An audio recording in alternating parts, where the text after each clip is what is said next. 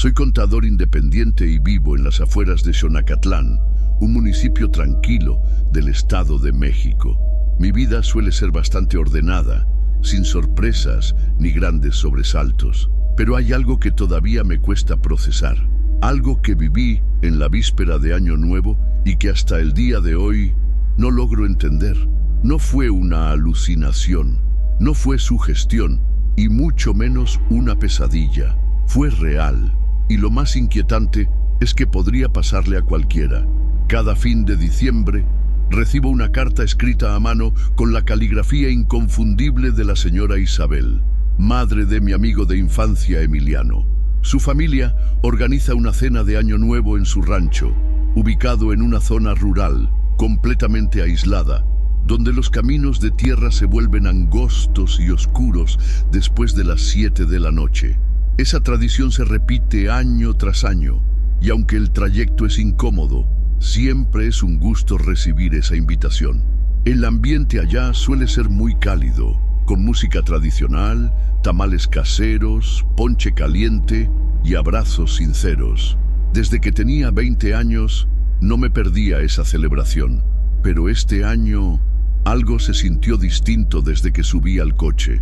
La temperatura había bajado de golpe durante la semana y el aire se sentía más denso, como si algo estuviera flotando en el ambiente. No le di importancia. Pensé que simplemente era el cambio de clima, pero lo que experimenté esa noche me cambió para siempre. La ruta hacia el rancho de Emiliano no es complicada, pero sí intimidante. No hay faroles, no hay señal de celular. Solo una larga vereda de terracería rodeada de árboles viejos, altos y cerrados, como un túnel natural. En todo ese camino no hay casas, salvo una construcción solitaria al borde del cerro, una cabaña de concreto sin ventanas y con techo de lámina oxidada. Siempre pensé que estaba abandonada, aunque a veces desde el coche alcanzaba a notar una tenue luz parpadeando desde adentro. Esa noche, justo al pasar frente a esa cabaña, sentí una incomodidad que no sabría explicar. Algo me oprimía el pecho. No era miedo todavía, pero era como si el silencio mismo me hablara.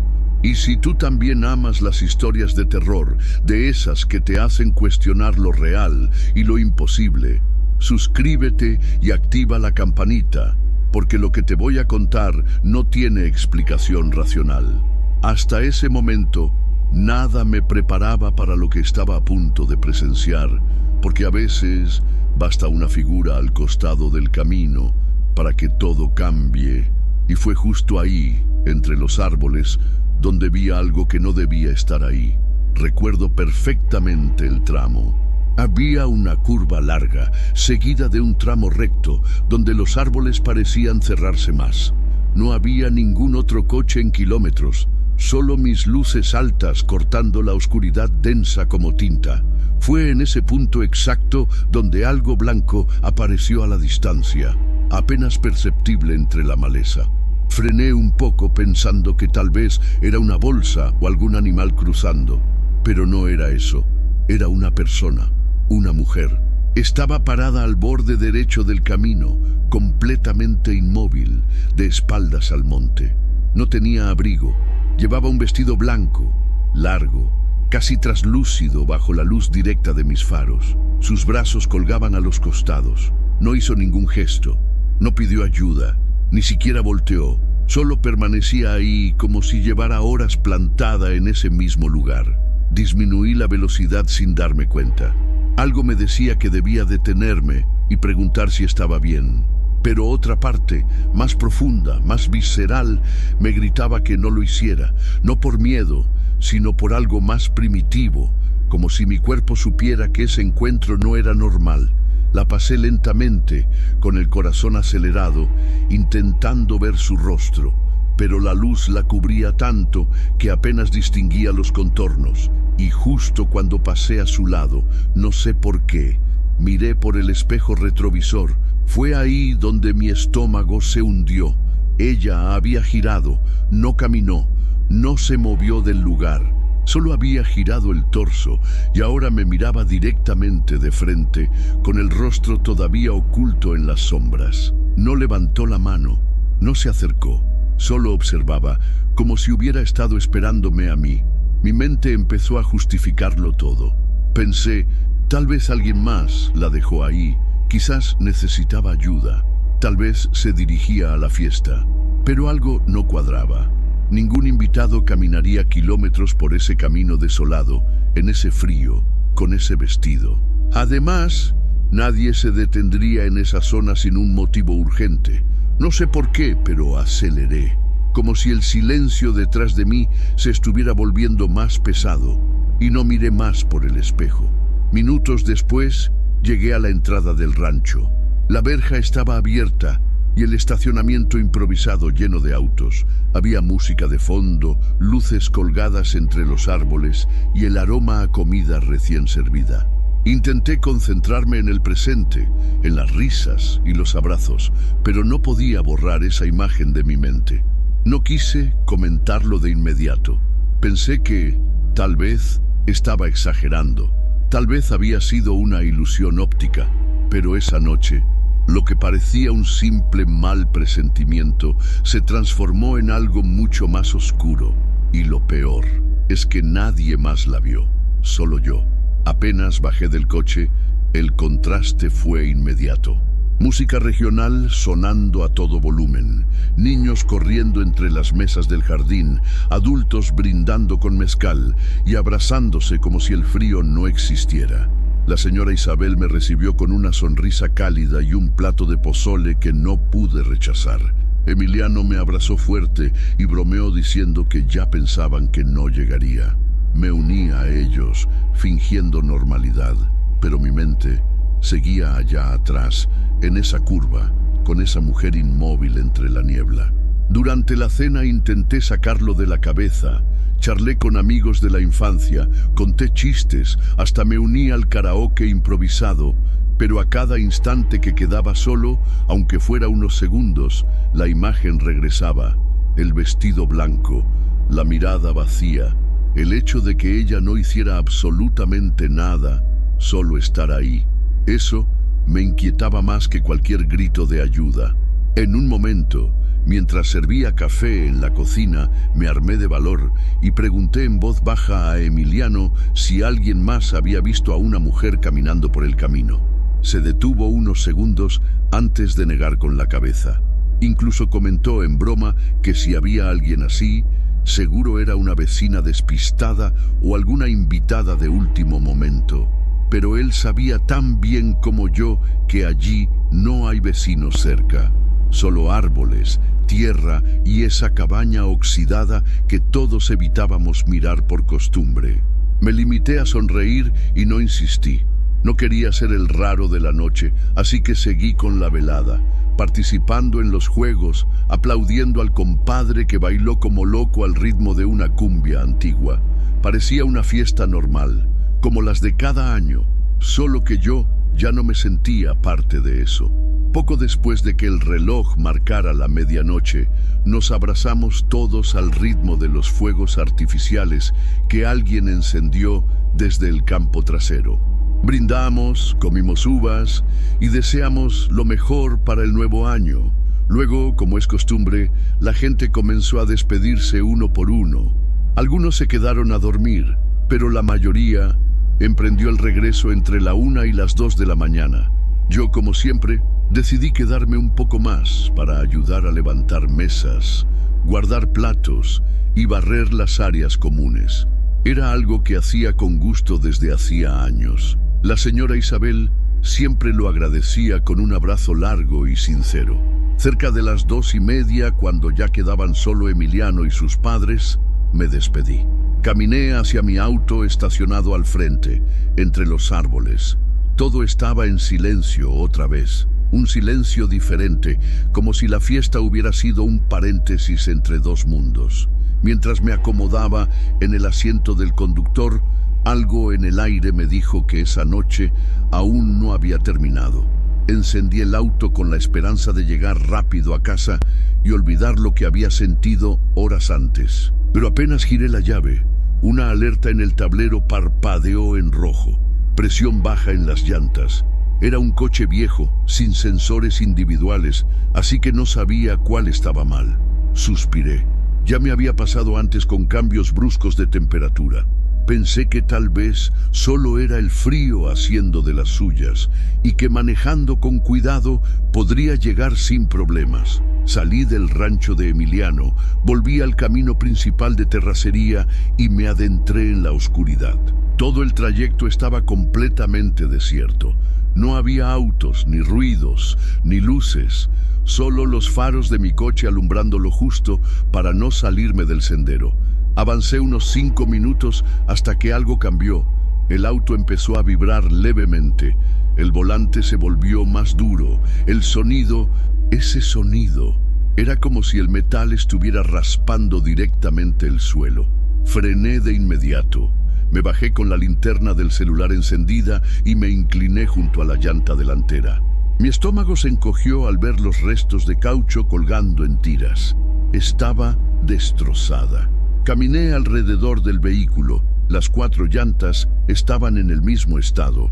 No era una ponchadura, no era desgaste, era como si alguien o algo las hubiera rasgado a propósito. El corazón comenzó a latirme más fuerte. No había señal en el teléfono, ninguna. Estaba atrapado, en medio del monte, a más de 15 minutos del rancho, con llantas inutilizables, sin forma de comunicarme y completamente solo. Intenté no entrar en pánico. Me dije que tal vez una llanta había reventado y al avanzar por el camino, las demás se dañaron por rebote. Pero en el fondo sabía que no era cierto.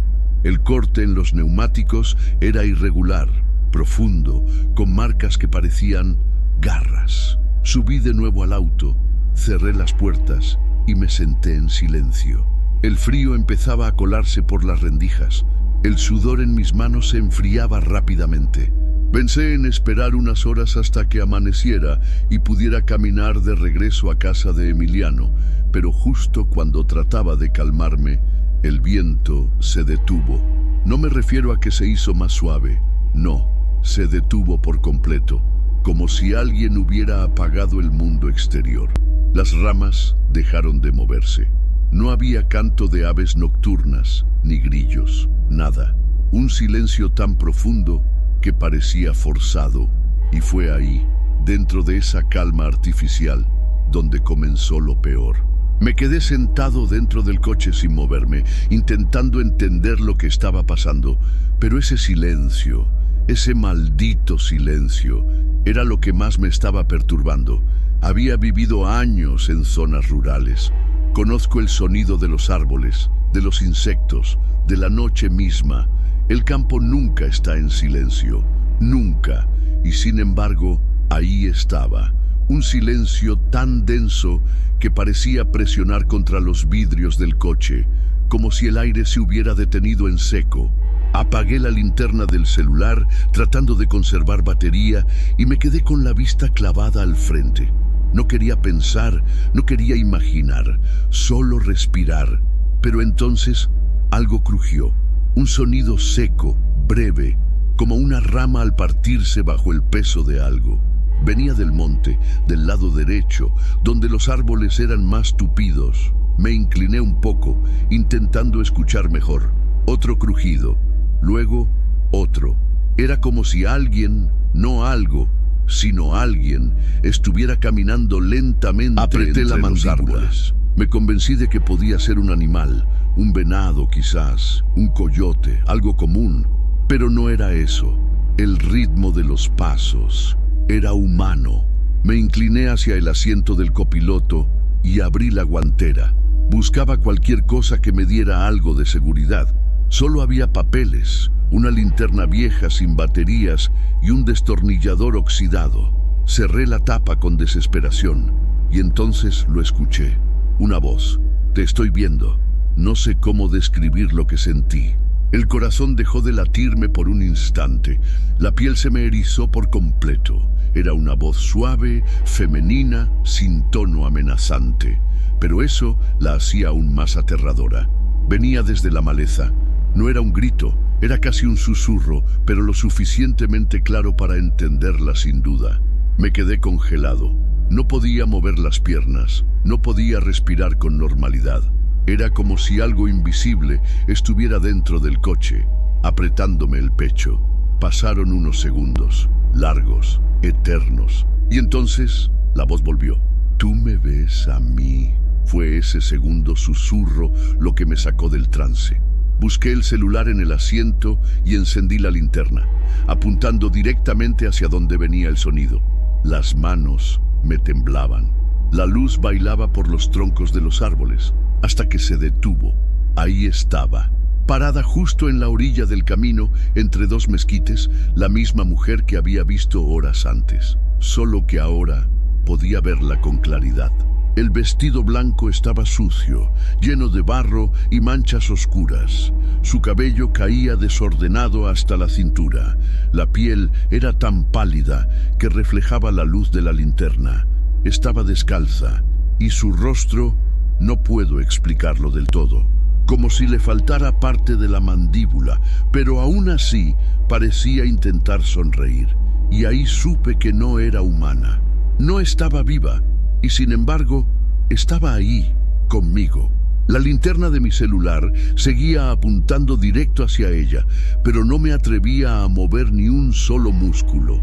Tenía la respiración contenida, como si cualquier sonido que yo hiciera pudiera provocarla, hacerla avanzar. La mujer, o lo que fuera, no se inmutaba, solo permanecía ahí, como si le bastara con saber que yo la estaba viendo. El vestido, que antes parecía limpio y etéreo, ahora estaba empapado, con manchas secas que no eran barro. Su piel tenía un tono enfermizo, como si llevara semanas sin contacto con el sol. Pero fue su cara la que se quedó grabada en mí para siempre. Era antinatural. La piel colgaba en uno de los lados y el hueso de la mandíbula estaba expuesto como si una parte hubiera sido arrancada. Aún así, parecía esforzarse por sonreír, mostrando unos dientes torcidos, como si intentara simular humanidad, sin entender del todo cómo hacerlo. Mis piernas querían correr, pero mi mente no podía dar la orden. Estaba completamente paralizado. Pensé que me desmayaría. Sentí náuseas, y justo cuando empecé a creer que iba a desplomarme allí mismo, ella dio un solo paso hacia mí. Ese movimiento me sacó del trance. Giré y corrí. Corrí con una desesperación que nunca había sentido en mi vida. No sabía hacia dónde, solo sabía que no podía quedarme. Mi celular rebotaba en mi mano. La luz temblaba, iluminando los árboles que pasaban borrosos. Escuchaba ramas partiéndose detrás de mí, hojas pisadas. Ella me seguía, pero no corría como una persona. Era como si flotara entre los árboles, como si sus pasos no pesaran. No emitía ningún sonido con su voz, solo los crujidos de la maleza traicionándola. No me atrevía a mirar atrás. Algo dentro de mí me decía que si la veía una vez más, no iba a salir de ahí. El camino no era recto. Tropecé varias veces, raspándome los brazos y rodillas, pero el miedo superaba el dolor. Solo pensaba en llegar a algún lugar conocido, con gente, con luz, con una puerta que pudiera cerrar. Mi mente me decía que la casa de Emiliano estaba muy lejos, pero mis piernas no se detenían. Corrí más que nunca en mi vida. La cabaña abandonada que siempre pasaba en coche estaba cerca. La reconocí por la silueta metálica del tejado, pero algo me dijo que si iba hacia allí, no saldría vivo. Así que seguí corriendo directo hacia el rancho. No sé cómo lo logré. Pero cuando vi las primeras luces de la entrada, sentí por primera vez que tenía una oportunidad. Crucé la verja sin pensar y me lancé hacia la puerta principal, golpeándola con fuerza, jadeando, gritando por ayuda. Mi alma parecía salir por la garganta. Y cuando la puerta se abrió, por fin sentí que algo me había salvado. Pero aún no sabía que ella no había terminado conmigo. Cuando la puerta se abrió, casi me caigo de rodillas. Era la señora Isabel. Su rostro, al verme tan agitado, Pasó del desconcierto a la preocupación en cuestión de segundos. Me tomó del brazo y me jaló hacia adentro mientras gritaba por Emiliano. Mis palabras salían entrecortadas. Apenas podía explicar lo que había visto. No tenía aire, ni fuerza, ni lógica. Solo repetía: ella está allá. Me seguía, la vi, me miró. Emiliano apareció desde el pasillo con los ojos entrecerrados, aún medio dormido. Cuando me vio en ese estado, no preguntó nada. Fue por una cobija y me la puso encima. Me sentaron en el sillón de la sala, me ofrecieron agua y me dejaron hablar cuando pude. Les conté todo, desde el momento en que vi a esa mujer en la curva del camino, hasta la persecución entre los árboles y cómo llegué corriendo a su puerta. Nadie me interrumpió, nadie me juzgó. Emiliano y sus padres se miraban entre ellos con el ceño fruncido, como si recordaran algo que no querían decir en voz alta. Finalmente, el señor Mauro, padre de Emiliano, se levantó y fue a cerrar todas las puertas y ventanas con seguro. No dijo ni una palabra, solo lo hizo. Me ofrecieron quedarme esa noche en la habitación de huéspedes. Yo no quería estar solo, pero sabía que no podía salir. No había manera de volver a casa. Ni siquiera había forma de explicarle a mis padres por qué no regresaría. Mi celular seguía sin señal. Subí al cuarto. Era sencillo, con una cama individual, un buró y una ventana que daba al jardín trasero. Me acosté, pero no apagué la luz. Dejé la puerta entreabierta por si necesitaba salir corriendo. Aún así, no lograba relajar el cuerpo. Sentía la piel como si estuviera ardiendo, los músculos tensos, el pecho comprimido. Cerré los ojos. Intenté pensar en otra cosa, respirar profundo. Pero cada vez que lo lograba, un pensamiento se colaba en mi mente. ¿Y si ella todavía está ahí afuera? La noche avanzaba lentamente. El silencio de la casa contrastaba con el zumbido de mis pensamientos. A veces creía escuchar pasos, pero era solo la madera del techo o el viento contra los árboles. Me decía eso a mí mismo, aunque no lo creyera. En algún momento, entre el miedo y el cansancio, empecé a quedarme dormido. No soñé, solo caí en una especie de vacío negro, sin tiempo ni forma, hasta que algo me despertó. Un sonido suave, persistente, como si alguien tocara con los nudillos la ventana del cuarto. Abrí los ojos de golpe. El reloj digital sobre el buró marcaba 3:14 AM. No sé por qué, pero ese número se quedó grabado en mi cabeza. Tal vez porque fue justo a esa hora que volvió a pasar. El sonido que me despertó no fue fuerte, no fue violento, fue casi delicado. 3 golpecitos secos en el cristal de la ventana. No era un pájaro ni una rama, eran nudillos. Y venían del otro lado del vidrio. Mi cuerpo se paralizó de inmediato. No me atreví a mover un solo músculo. La lámpara de techo seguía encendida, pero el foco era tenue y la ventana no tenía cortinas. Quedaba completamente expuesta al exterior.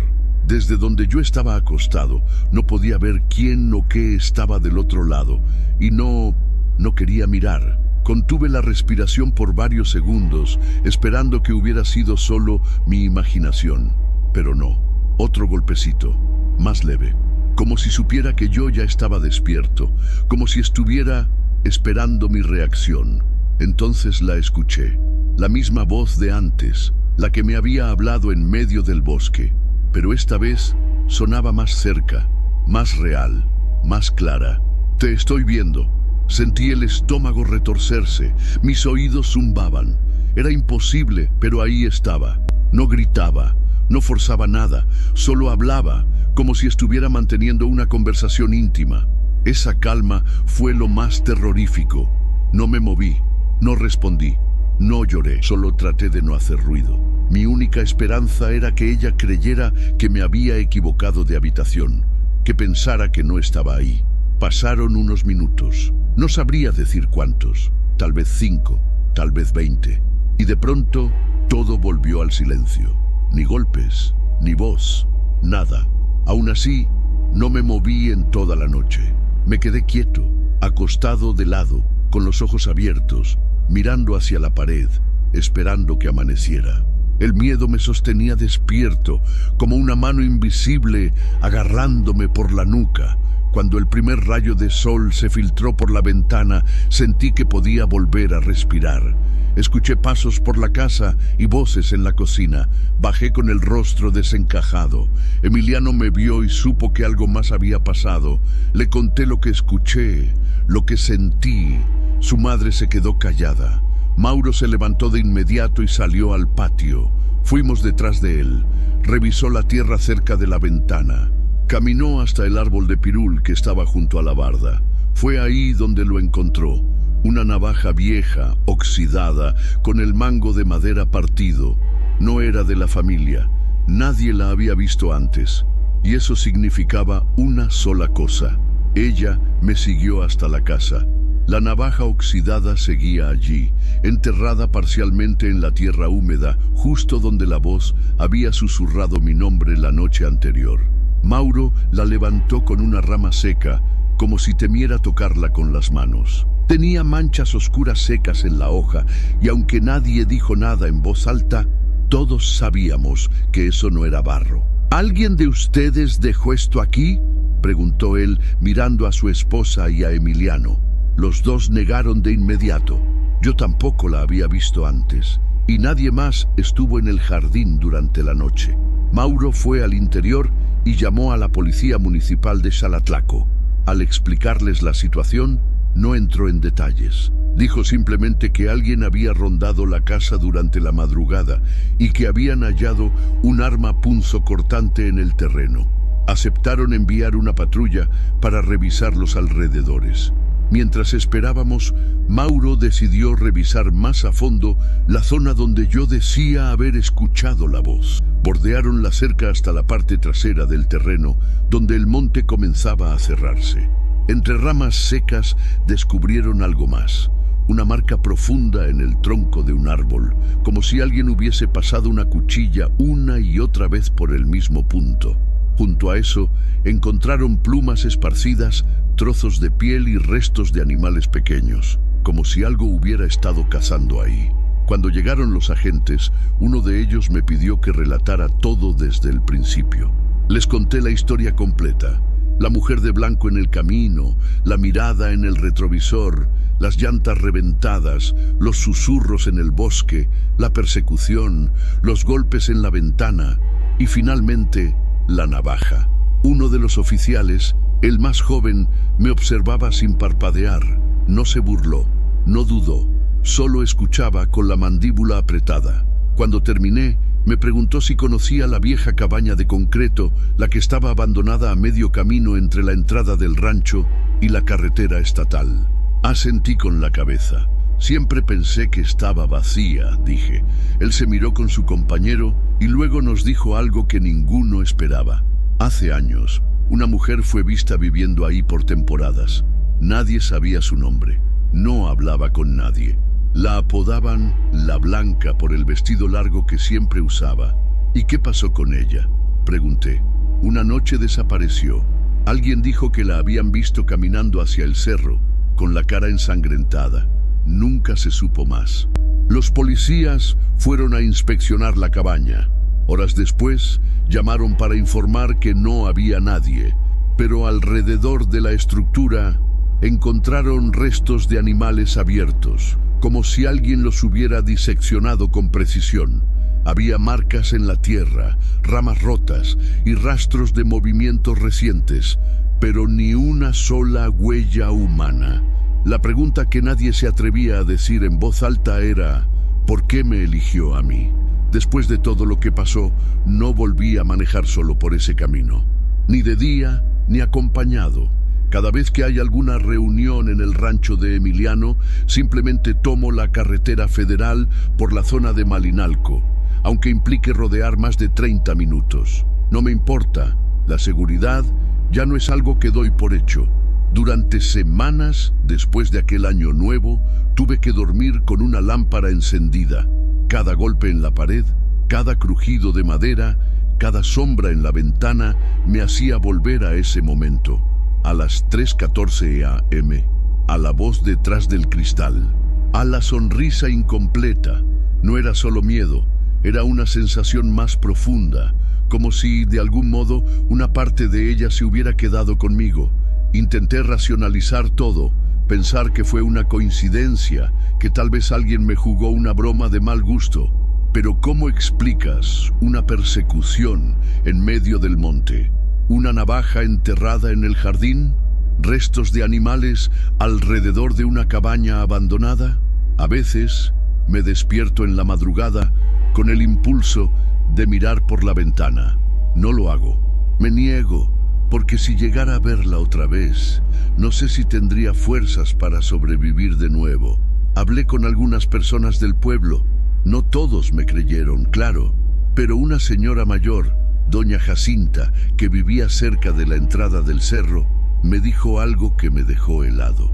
A veces, las cosas que no se entienden no quieren ser entendidas, nomás quieren que uno las vea. Le pregunté si conocía a la Blanca. Asintió lentamente y me dijo: ella no siempre estuvo muerta, mijo. No pregunté más.